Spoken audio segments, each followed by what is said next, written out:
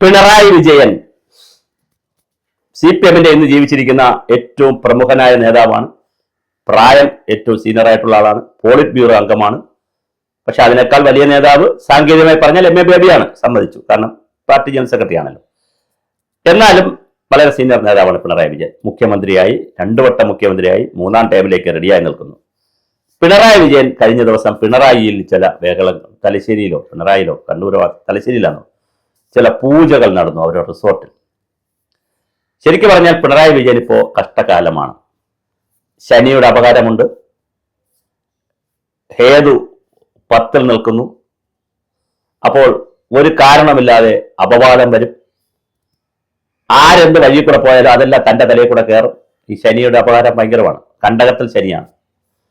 ഇത് മറ്റാരെക്കാളും നന്നായി മനസ്സിലാക്കിയ ആളാണ് പിണറായി വിജയൻ.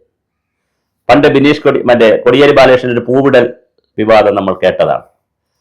കമ്മ്യൂണിസ്റ്റുകാരെ സംബന്ധിച്ചിടത്തോളം അവർക്ക് EMS-ന്റെ ഒരു തിയറിയുണ്ട്. വേണമെങ്കിൽ വിശ്വാസിയാകാം എന്നൊക്കെ പറയുന്നത്, വിശ്വാസികൾക്കും കമ്മ്യൂണിസ്റ്റ് ആകാം എന്നൊക്കെ പറയുന്നത് ഉടായിപ്പൻ തിയറികളാണ്. കമ്മ്യൂണിസ്റ്റുകാർ എപ്പോഴും ശാസ്ത്രത്തിൽ വിശ്വസിക്കുക, യുക്തിചിന്തയിൽ വിശ്വസിക്കുക, വൈരുദ്ധ്യാത്മിക ഭൗതികമായ ഡയലക്റ്റിക്കൽ മെറ്റീരിയലിസത്തിൽ വിശ്വസിക്കുക. മറ്റൊന്നിൽ മുമ്പിൽ കാണുന്ന യാഥാർത്ഥ്യങ്ങളിൽ മാത്രം വിശ്വസിക്കുക. ഈ പ്രപഞ്ചത്തിലെ കണ്ടിട്ടില്ലാത്ത ഒന്നിലും വിശ്വസിക്കരുത്. അങ്ങനെ പോകുന്ന ഒരു തിയറിയാണത്. ആ തിയറിയിൽ വിശ്വസിക്കേണ്ടുന്ന പിണറായി വിജയൻ അഷ്ടമംഗലം ചെയ്തു. അതിന്റെ പൂജ നടത്തി. 3 ദിവസം തുടർച്ചയായി പൂജകൾ ചെയ്തു. കഴിയുന്നത്ര ക്ഷേത്രങ്ങളിൽ മകളെ കൊണ്ടും ഭാര്യയെ കൊണ്ടും പൂജകൾ ചെയ്യിച്ചു.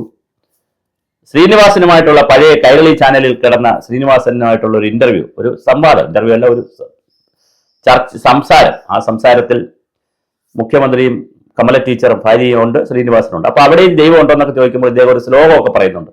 ഹൃദയത്തിൽ ദൈവത്തെ വെച്ചിട്ട് പിന്നെ വിഗ്രഹത്തിലും പിന്നെ പ്രതിഷ്ഠയിലും ഒക്കെ ദൈവത്തെ അന്വേഷിക്കുന്നവർ കയ്യിൽ പാൽപ്പായസം വെച്ചിട്ട് പിന്നെ അന്യന്റെ കയ്യിലിരിക്കുന്ന പായസം ഒഴുകുന്നത് മുട്ടിലൂടെ ഒഴുകുമ്പോൾ അത് നോക്കി നക്കാൻ നിൽക്കുന്നത് പോലെ ഇരിക്കും. അപ്പൊ ഹൃദയത്തിലാണ് ദൈവം എന്നൊക്കെ പറഞ്ഞ് അദ്ദേഹം ഒരു ആത്മീയ വേദാന്തിയായി മാറി അന്ന്. പക്ഷെ ഇപ്പോ അദ്ദേഹം വലിയ പൂജയാണ് ചെയ്തിരിക്കുന്നത്. ഇതിനകത്ത് മറ്റൊരു തമാശയുണ്ട്. പാപം കുറയാനാണ് ഈ പൂജകൾ ചെയ്തിരിക്കുന്നത്. ശബരിമലയിൽ സ്ത്രീ വിഷയവുമായി ബന്ധപ്പെടുത്തിയിട്ടാണ് ഈ പാപം വന്നു എന്നൊക്കെയാണ് പറയുന്നത്. അങ്ങനെ മറ്റു ചില വിഷയങ്ങളുണ്ട്, രാഷ്ട്രീയ വിഷയങ്ങളുണ്ട്. ചില കൊലപാതകങ്ങളുടെ ബന്ധപ്പെട്ട കഥകൾ. അദ്ദേഹം കൊലപാതകത്തിൽ നിന്ന് പങ്കെടുത്തിട്ടില്ല, പക്ഷെ അദ്ദേഹത്തിന്റെ പേരുമൊക്കെ ഇങ്ങനെ ആവശ്യമില്ലാതെ പല ചർച്ചകളും ഒക്കെ ഒരിടത്ത് വരുന്നുണ്ട്. ഇപ്പൊ TP ചന്ദ്രശേഖരൻ ഭാഗത്തിലൊക്കെ വലിയ ചർച്ച വരുന്നുണ്ട്. പേര് പറഞ്ഞിട്ടില്ല, അദ്ദേഹത്തിന്റെ പേരോ അദ്ദേഹം ഉണ്ടെന്നൊന്നും ഒരു രേഖയുമില്ല.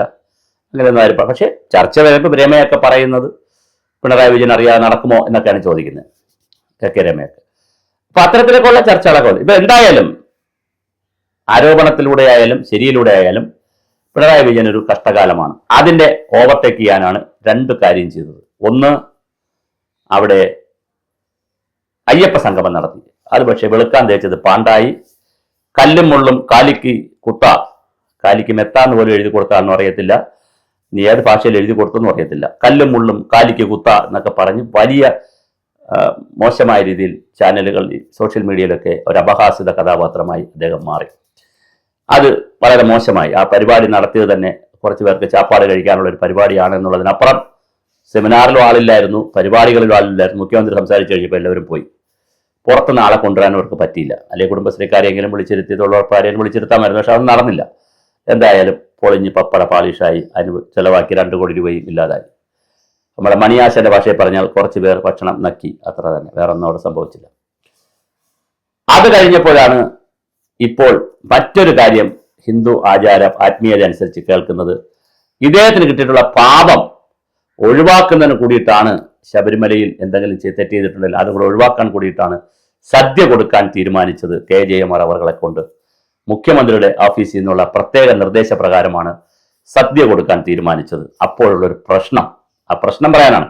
കൊടുത്തത് നല്ലതാണ്, നല്ല ഭക്ഷണം കൊടുക്കുന്നു, അത് കഴിച്ചിട്ട്. പക്ഷെ അതിലൊരു പ്രശ്നം, ഈ കഴിക്കുന്നവർ സൂക്ഷിക്കണം, നിങ്ങൾക്കും കൂടി ഈ പാപത്തിന്റെ കുറച്ച് പങ്ക് കിട്ടും. എപ്പോഴും അങ്ങനെയാണ്. രാമായണം എഴുതിയ ആദികവി വാൽമീകി ആവുന്നതിന് മുമ്പ് രത്നാകരനായിരുന്നപ്പോൾ ഈ സന്യാസിമാരെയൊക്കെ കാട്ടുകൊള്ള നടത്തിയപ്പോൾ അവർ ചോദിച്ചു, ഇതിന്റെ പാപം നീ മാത്രം അനുഭവിക്കുന്നില്ല ആണോ അനുഭവിക്കുന്നത് ചോദിക്കും. അല്ല, എൻ്റെ ഭാര്യ അനുഭവിക്കും, കാര്യം അവരും ഇത് പങ്ക് കഴിക്കുകയാണ്. അല്ലല്ല എങ്കിൽ നീ ഒന്ന് ചോദിച്ചോളാൻ പറഞ്ഞു. അങ്ങനെ വീട്ടിൽ ചെന്ന് ഭാര്യയോട് ചോദിക്കാൻ പറഞ്ഞു, ഞാനെന്തിനത് അനുഭവിക്കണം? നിങ്ങളല്ലേ ഇത് മോഷ്ടിച്ചതും അല്ലെങ്കിൽ കൊള്ള നടത്തിയതും, ഞാനൊന്നും അനുഭവിക്കില്ല എന്ന് പറഞ്ഞിട്ട് അവിടെ നിന്നാണ് അദ്ദേഹം തിരിച്ചുപോയി ആത്മീയത്തിൽ ഇരിക്കുകയും പിന്നെ ചെതൽപുറ്റുണ്ടാവുകയും ആത്മീയം ഉണ്ടാവുകയും അതിൽ നിന്ന് പിന്നെ ജ്ഞാനിയായി പുറത്തു വരികയും ചെയ്ത് രാമായണം എഴുതിയെന്നൊക്കെയുള്ള കഥയുണ്ട്. പക്ഷെ അത് ഞാൻ ഈ പറഞ്ഞത്, ഈ പാപത്തിന്റെ പങ്ക് ഈ സദ്യ കഴിക്കുന്നവർ കൂടി വരും എന്നുള്ളതാണ്. അതുകൊണ്ടായിരിക്കാം ദേവസ്വം ബോർഡിന്റെ ആളുകളൊന്നും ഈ സദ്യ കഴിക്കുന്നില്ല. ആ വരുന്ന പാവപ്പെട്ട ഭക്തന്മാർക്കാണ് ഇത് കൊടുക്കുന്നത്. പ്രത്യേകിച്ച് തമിഴ് ആന്ധ്ര എന്നൊക്കെ വരുന്നവരാണ് ധാരാളം ഇത് കഴിക്കുന്നു. നല്ല ഭക്ഷണമാണ്, 2 ദിവസത്തിൽ ഒരിക്കൽ കൊടുക്കുന്നുള്ളൂ. അതിന്റെ ലോജിക്ക് എന്താണെന്നറിയില്ല. ഒരു അമ്പലത്തിൽ തന്നെ ദൈവത്തിന്റെ സ്ഥലത്ത് തന്നെ അന്നദാനം 2 ദിവസം 2 തരം ഭക്ഷണം കൊടുക്കുന്നു. അത് അടുത്ത പാപം കിട്ടാനുള്ള പണിയാണ് കെ ജയകുമാർ ചെയ്തു വെച്ചിരിക്കുന്നത്, അവർ ചെയ്തു വെച്ചിരിക്കുന്നത്. അപ്പൊ എന്തായാലും ശബരിമലയിൽ വളരെ രസകരമാണ് കാര്യങ്ങൾ. ഈ പാപത്തിന്റെ പങ്ക് ബാക്കിയുള്ളവർ കൂടി കിട്ടും, പിണറായി വിജയൻ ഷെയർ ചെയ്ത് കൊടുത്തു എന്നൊരു വ്യാഖ്യാനം കൂടി ആത്മീയ രംഗത്ത് നിൽക്കുന്നവരുടെ ഭാഗത്തുനിന്നും വിശ്വാസികളുടെ ഭാഗത്തുനിന്നും വന്നിട്ടുണ്ട്.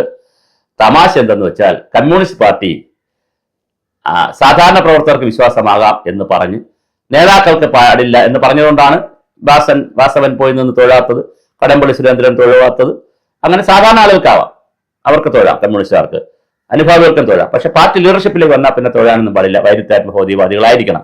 പക്ഷെ വന്ന് വിശ്വാസികളെക്കാൾ, അതായത് കമ്മ്യൂണിസ്റ്റ് പാർട്ടിക്കുള്ള വിശ്വാസികളെക്കാൾ വലിയ വിശ്വാസികളായി പോളിറ്റ് ബ്യൂറോ മെമ്പർമാരടക്കം മാറുന്ന പുതിയ കാലത്തിലേക്കാണ് നമ്മൾ പോകുന്നത്. ഇത് എന്താണെന്ന് നമുക്കറിയില്ല. എന്തായാലും ഇതിലൂടെ ശനി മാറുമോ എന്നറിയില്ല. പക്ഷെ അദ്ദേഹത്തിന്റെ ജാതക പ്രകാരം 2026 ഈ ശനി നിൽക്കുന്നുണ്ട്. അത് മാറണമെങ്കിൽ ഇനി ഒരുപാട് പൂജകൾ നടത്തേണ്ടി വരും. അത് പല ക്ഷേത്രങ്ങളിൽ പല പൂജകൾ നടത്തേണ്ടി വരും, പല നേർച്ചകൾ നേരേണ്ടി വരും. അതൊക്കെ ഉണ്ടാകുമോ നമുക്കറിയില്ല. എന്തായാലും 26 ആദ്യ പാദകം എന്ന് പറഞ്ഞാൽ ജനുവരി, ഫെബ്രുവരി, മാർച്ച്, ഏപ്രിൽ, മെയ് വരെയുള്ള ആദ്യ പാദകം അദ്ദേഹത്തിന് ഇപ്പോഴും നല്ലതല്ല. വീണ്ടും പിന്നെ ഇതൊക്കെ കാണും, ഈ പൊള്ള പ്രഭയൊക്കെ കാണും. പക്ഷേ അതൊരു കേവല പ്രഭയായിട്ട് നിൽക്കും. സൂര്യനെ പോലെ ഉദിച്ചു നിൽക്കാൻ കഴിയില്ല എന്നാണ് അദ്ദേഹത്തിന്റെ വസന്തകാലം കഴിഞ്ഞു, അല്ലെങ്കിൽ ശുക്രകാലം കഴിഞ്ഞു, ശനിയിലേക്ക് കയറിയിരിക്കുകയാണ്. അതിന്റെ അപഹാരം വളരെ വലുതാണ്. അതുകൊണ്ടാണ് 3 ദിവസത്തെ പൂജ റിസോർട്ടിൽ ചെയ്തു എന്നുള്ള വാർത്ത സ്ഥിരീകരിച്ചോ ഇല്ലയോ എന്നറിയില്ല. എന്തായാലും സോഷ്യൽ മീഡിയയിൽ സജീവമായി കറങ്ങുന്നുണ്ട്. ഇനി എന്നാണ് പൂവിടൽ ചർച്ച അല്ലെങ്കിൽ ഹോമം അല്ലെങ്കിൽ യാഗം നടത്തുന്നതെന്ന് മാത്രം അറിഞ്ഞാൽ മതി.